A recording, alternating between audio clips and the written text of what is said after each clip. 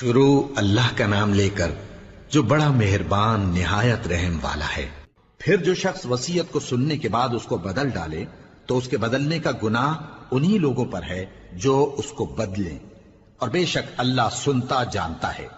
اب اگر کسی کو وصیت کرنے والے کی طرف سے کسی وارث کی طرفداری یا حق تلفی کا اندیشہ ہو تو اگر وہ وصیت کو بدل کر وارثوں میں صلح کرا دے تو اس پر کچھ گناہ نہیں، بے شک اللہ بخشنے والا ہے، رحم والا ہے۔ مومنو، تم پر روزے فرض کیے گئے ہیں جس طرح تم سے پہلے لوگوں پر فرض کیے گئے تھے تاکہ تم پرہیزگار بنو۔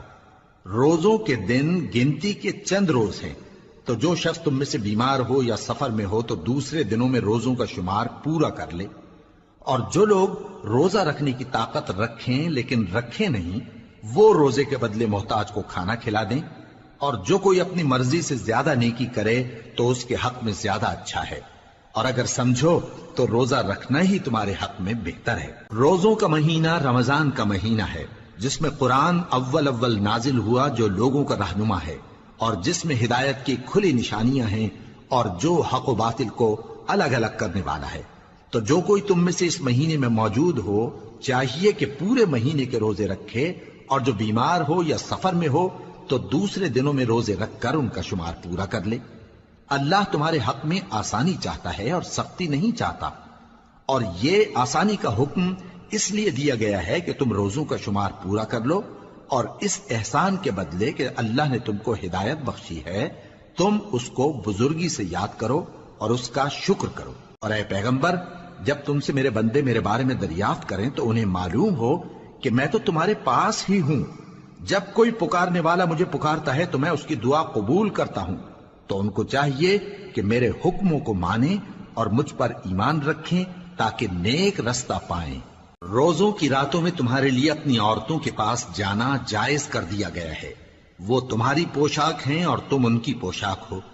اللہ کو معلوم ہے کہ تم ان کے پاس جانے سے اپنے حق میں خیانت کرتے تھے، سو اس نے تم پر مہربانی کی اور تمہاری حرکات سے درگزر فرمائی، تو اب تم کو اختیار ہے کہ ان سے مباشرت کرو۔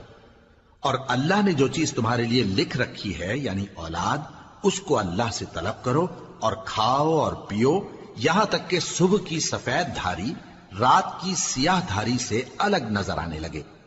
پھر روزہ رکھ کر رات تک پورا کرو،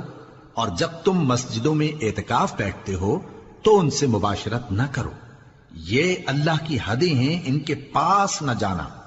اسی طرح اللہ اپنی آیتیں لوگوں کے سمجھانے کے لیے کھول کھول کر بیان فرماتا ہے تاکہ وہ پرہیزگار بنے، اور آپس میں ایک دوسرے کا مال ناحق نہ کھاؤ اور نہ اس کو رشوتاً حاکموں کے پاس پہنچاؤ تاکہ لوگوں کے مال کا کچھ حصہ ناجائز طور پر کھا جاؤ، اور اسے تم جانتے بھی ہو۔ اے پیغمبر، لوگ تم سے نئے چاند کے بارے میں دریافت کرتے ہیں کہ گھٹتا بڑھتا کیوں ہے۔ کہہ دو کہ وہ لوگوں کے کاموں کی میعادیں اور حج کے وقت معلوم ہونے کا ذریعہ ہے، اور نیکی اس بات میں نہیں کہ احرام کی حالت میں گھروں میں ان کے پچھواڑے کی طرف سے آؤ، بلکہ نیکوکار وہ ہے جو پرہیزگار ہو، اور گھروں میں ان کے دروازوں سے آیا کرو، اور اللہ سے ڈرتے رہو تاکہ کامیاب ہو جاؤ۔ اور جو لوگ تم سے لڑتے ہیں تم بھی اللہ کی راہ میں ان سے لڑو، مگر زیادتی نہ کرنا کہ اللہ زیادتی کرنے والوں کو دوست نہیں رکھتا۔